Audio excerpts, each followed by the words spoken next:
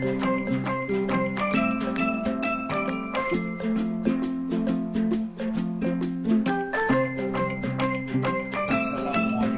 warahmatullahi wabarakatuh. Saudaraku, mari sejenak kita merenungkan kembali surat Al-Asr ayat 1-3, kemudian menindaklanjuti agar kita bahagia dunia akhirat. Allah berfirman, A'udzubillahi minasyaitonirrajim, Bismillahirrahmanirrahim. Wal 'asri innal insana lafi khusrin illal ladzina amanu wa 'amilus solihati wa tawassaw bil haq wa tawassaw bis sabr. Demi waktu, sungguh manusia dalam keadaan rugi, kecuali orang yang beriman, orang yang beramal soleh, orang yang setia menegakkan kebenaran, dan orang yang setia untuk mengingatkan pada kesabaran.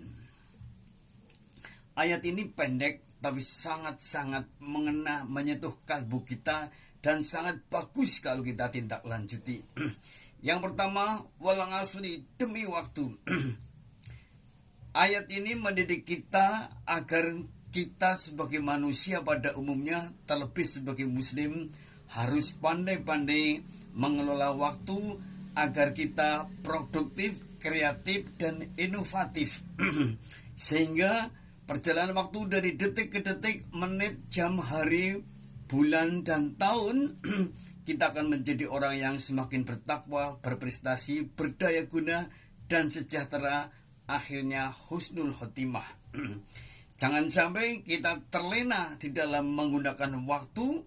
Adanya adalah dosa, maksiat, kemudian mubah atau sia-sia. Jangan sampai. Prinsip kita sebagai orang yang berakal sehat, apalagi orang yang beriman, dalam setiap perjalanan waktu, hari ini harus lebih baik daripada kemarin. Produktivitas kita hari ini harus makin banyak dan makin meningkat kualitasnya, meningkat jumlahnya. Saudaraku, kalau kita lengah di dalam perjalanan waktu, maka innal insana lafi khusrin. Sungguh manusia akan menjadi makhluk yang sangat rugi, yang sangat celaka, sangat menderita, dan sangat hina. Mungkin akan menjadi orang yang bodoh, orang yang malas, orang yang penuh masalah.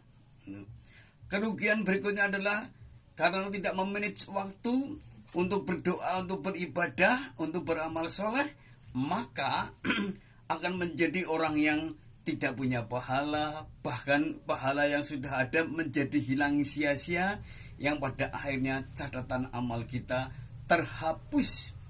Itu adalah kerugian besar.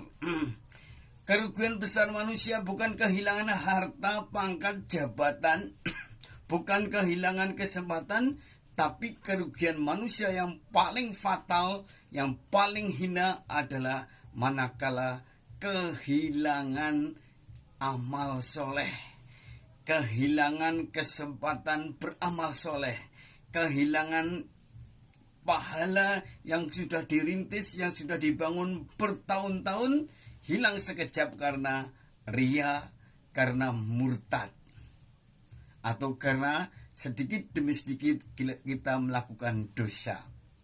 Nah, kenapa manusia bisa rugi, sengsara dunia akhirat, kehilangan harta, benda, jabatan, kehilangan akal sehat, kehilangan pahala? Karena yang pertama ada godaan setan yang terkutuk. Setan telah bersumpah di hadapan Allah akan mendatangi manusia dari depan, dari belakang, dari kanan, dan dari kiri, agar manusia menjauh dari Allah. Itu tertera dalam surat Al-A'raf ayat 16 dan 17.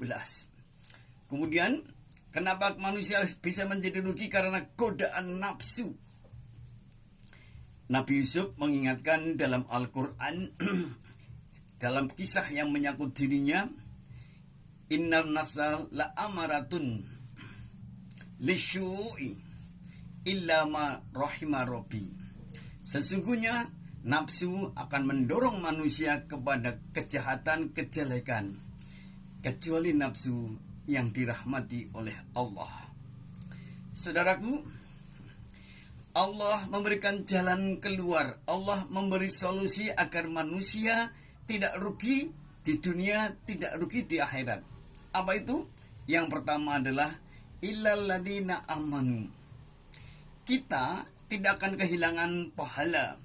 Kita akan terus banyak tambah pahalanya.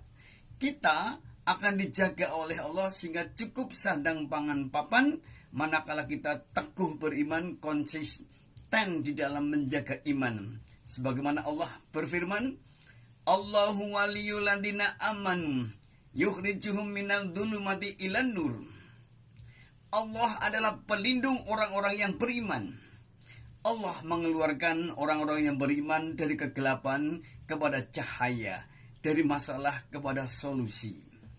Maka dalam perjalanan waktu, seiring bertambahnya umur, seiring dengan titik kematian semakin dekat, mari kita pupuk iman. Banyak mengaji, banyak belajar, banyak sholat, banyak puasa, banyak zikir, banyak berkumpul dengan orang-orang soleh, dan banyak sambat curhat kepada Allah.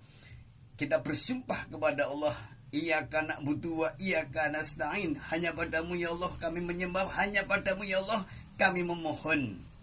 Kita sumpah setia, inna sholati wa nusuki wa mahyaya wa mamati lillahi rabbil alamin. Sesungguhnya sholatku, ibadahku, hidupku dan matiku hanyalah untuk Allah. Nah, baru pantas kita